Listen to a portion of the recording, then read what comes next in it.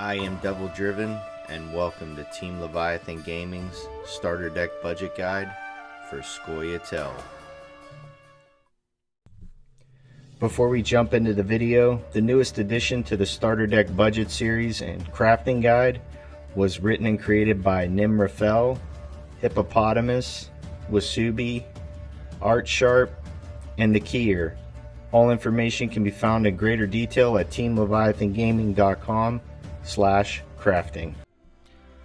So this is the budgeted Scoia'Tael list. You're going to need 1,120 scraps.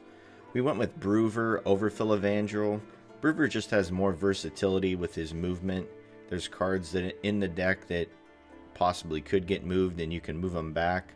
Or there's other cards that when he moves them, you get an additional amount of damage or boost when you do the movement with Broover. So he's just a lot more versatile, and he also has implications with cards that are row locked. So let's go through the cards and see how the deck functions. Next card up is Cleaver, or Carlo Verisi. Really great card.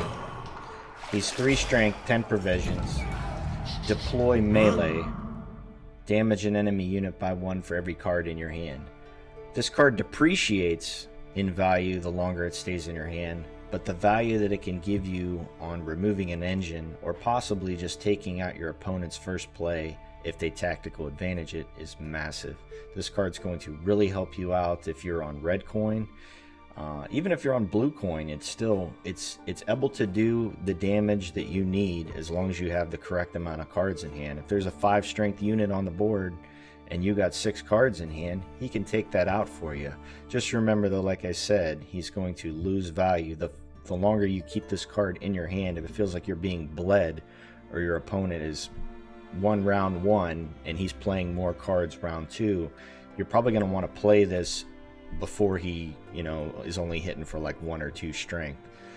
Really great card though in the early rounds to where he can answer, possible engines that have been tactical advantage or just engines in general. Great card. Next card up is Trent Board. This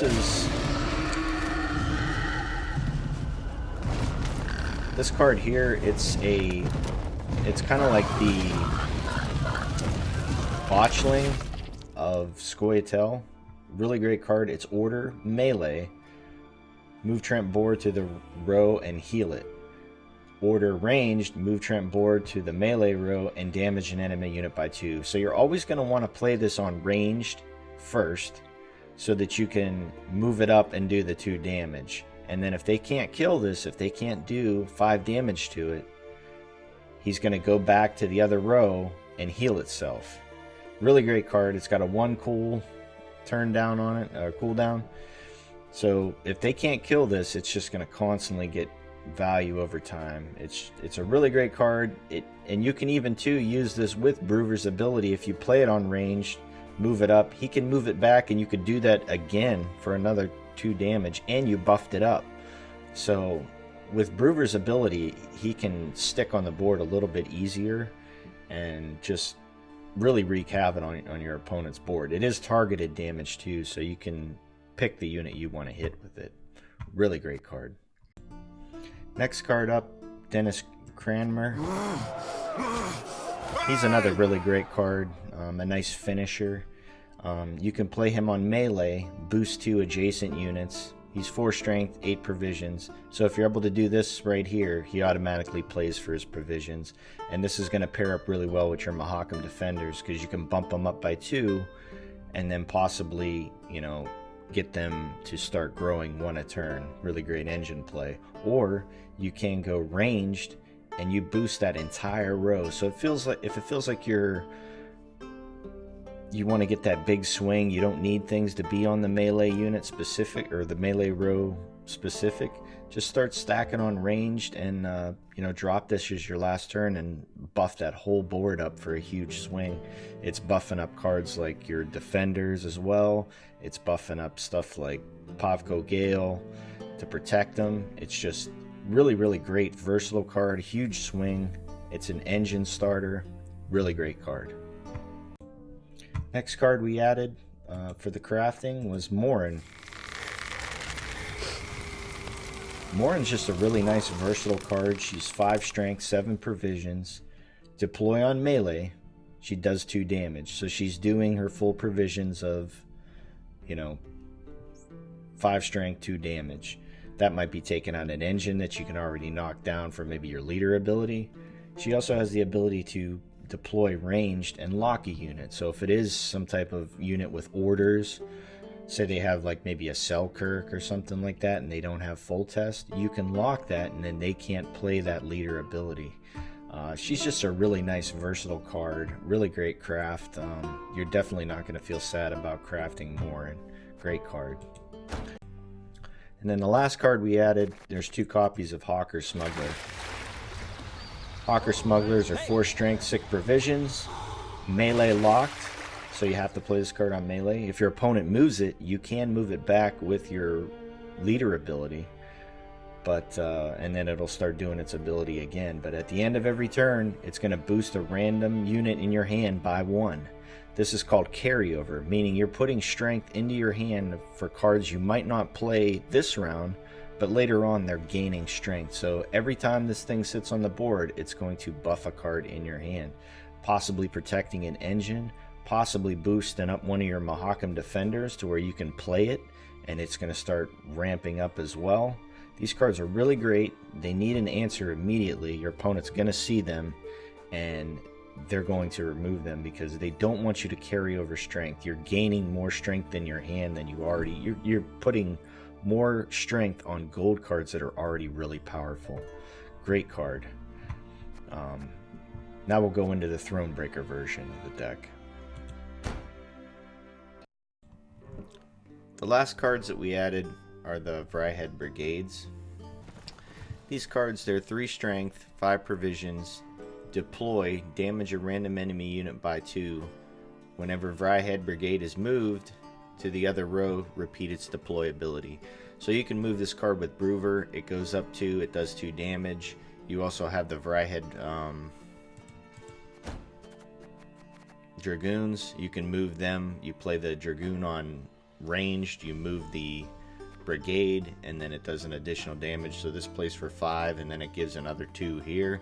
They're just really nice versatile cards, and they can find value with cards in hand or Brewer's ability.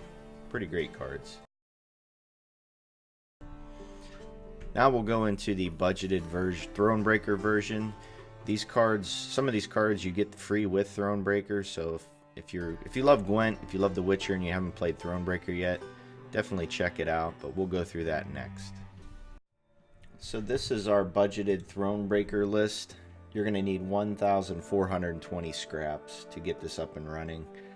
Our priciest budgeted list that we made, but probably our most powerful budgeted list. Granted, the more provisions you add, of course, the more it's going to be more powerful it's going to be. But with the Thronebreaker set, if you decide to purchase Thronebreaker, you get Barnabas Beckenbauer and Gabor Zigrin included with it. If you want to craft these cards without purchasing Thronebreaker, they're double the cost. So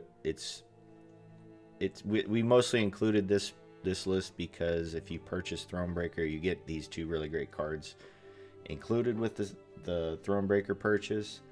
But we're going to mostly go over the cards that we added. Some of the cards are carryover from the original budgeted list, like Dennis Kramer and Morin and Trent Bohr and Hawker Smugglers. But we're going to go over the Poison and Harmony package that we included in the list to get this up and running for you. First one, Barnabas Beckenbauer. This card is really, really great. He's 6 strength, 10 provisions. Kind of an expensive card. He's also a gnome. Deploy, boost an allied elf, dwarf, and dryad by 2. So he's going to play for 12 if you have these 3 different tribal synergies on the board. Really great card. He's a nice finisher. He could save some of your engines, like your Mahakam defenders. He could keep your dryads on the board to start ramping up with those. Just a really, really nice card. Definitely a good a good freebie from Thronebreaker. The other card you get with Thronebreaker, it's pretty great, is Gabor Zigrin. He's deploy melee, he gains resilience, meaning if this card isn't removed on the end of that round, he carries over into the next round, so you're carrying over 5 strength. Deploy ranged, he has immunity. That means that nothing can target this thing with damage directly. Indirect damage, like a trebuchet, will still hit it, but you can't target this unit. And then also too, as a little bonus, every time you play a dwarf, he gains 1 strength. Now with resilience, he does reset back to 5, so if in that round he got up to, like, say an 8, he's going to drop back down to a 5, but still really, really great. If your opponent played you all the way down to, you know, he played all the way down to 4 cards and you got 5, you could play this in the second round and carry over 5 strength. That's possibly going to turn into a mini engine. Really great card. Nice addition from the Thronebreaker set. Next card that we added is the Weeping Willow. Weeping Willow is a really great card. It's 6 strength, 7 provisions. It has harmony, so every time you put a different category on the board, if there's no elves on the board, it's going to go up 1. If there's no dwarfs, it's going to go up another 1, and so on and so forth. It has deploy melee, so if you play it on the front row, it's going to gain shield, making it immune to the first targeted damage. Or you could play it on ranged, poison an enemy unit. Poison meaning if you hit that unit again with poison, it will die, no matter how big it is. If they don't remove the poison debuff on it with Purify or